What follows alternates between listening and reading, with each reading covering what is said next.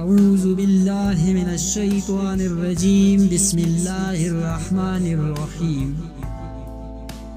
حضرت ابو ہریرہ رضی اللہ تعالی عنہ روایت فرماتے ہیں کہ رسول اللہ صلی اللہ تعالی علیہ وآلہ وسلم نے فرمایا، 3 شیرخوار بچوں نے گہوارے یعنی ماں کی گود میں کلام کیا ہے۔ ایک حضرت عیسیٰ علیہ السلام اور 2 بنی اسرائیل کے 2 بچے ہیں۔ رسول اللہ صلی اللہ تعالی علیہ وآلہ وسلم نے فرمایا کہ بنی اسرائیل کے ایک عابد و زاہد آدمی جن کا نام جریح تھا، وہ نماز پڑھ رہے تھے۔ دوران نماز ان کی ماں نے آ کر انہیں پکارا، اے جریح۔ جریح نے ماں کی پکار کا کوئی جواب نہ دیا۔ دل میں سوچنے لگے کہ میں ماں کی پکار کا جواب دوں تو کیسے دوں، میں تو نماز پڑھ رہا ہوں۔ ایک مرتبہ پھر ان کی ماں آئیں اور اب انہوں نے کہا، یا اللہ، جریح کو اس وقت تک موت نہ دینا جب تک وہ کسی فاحشہ یعنی بدکار عورت کو نہ دیکھ لے۔ چنانچہ ایک دن جریح اپنی عبادت گاہ میں تھے اور ایک فاحشہ عورت آئی اور بدکاری کرنے کی دعوت دی، لیکن آپ نے انکار کر دیا۔ وہ ایک چرواہے کے پاس چلی گئی اور خود کو اس کے حوالے کر دیا۔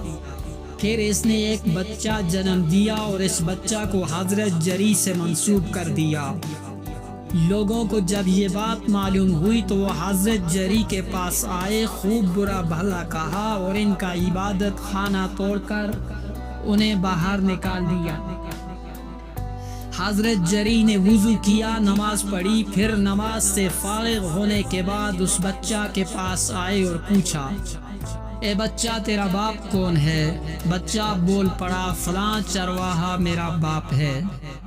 اب لوگوں نے کہا، اے جریح، ہم سے بڑی غلطی ہوئی ہے، آپ ہمیں اجازت دیں تو ہم لوگ آپ کا عبادت خانہ سونے کا بنوا دیں۔ حضرت جریح نے کہا، نہیں، پہلے کی طرح مٹی کا بنا دو۔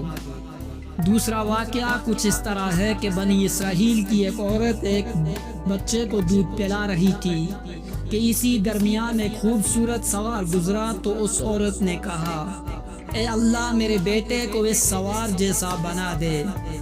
بچے نے ماں کی پستان چھوڑ دی، سوار کی جانب متوجہ ہوا اور کہنے لگا، اے اللہ، مجھ کو اس جیسا نہ بنانا۔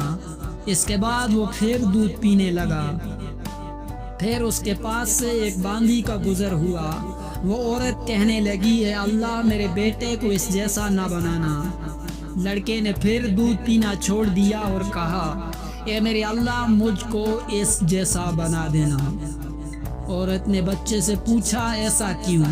اس نے جواب دیا، وہ سوار ظالموں میں سے ہے اور اس عورت کو لوگ چور کہتے ہیں، حالانکہ وہ ایسا کچھ بھی نہیں کرتی۔ وَمَا عَلَيْنَا إِلَّا الْبَلَاغُ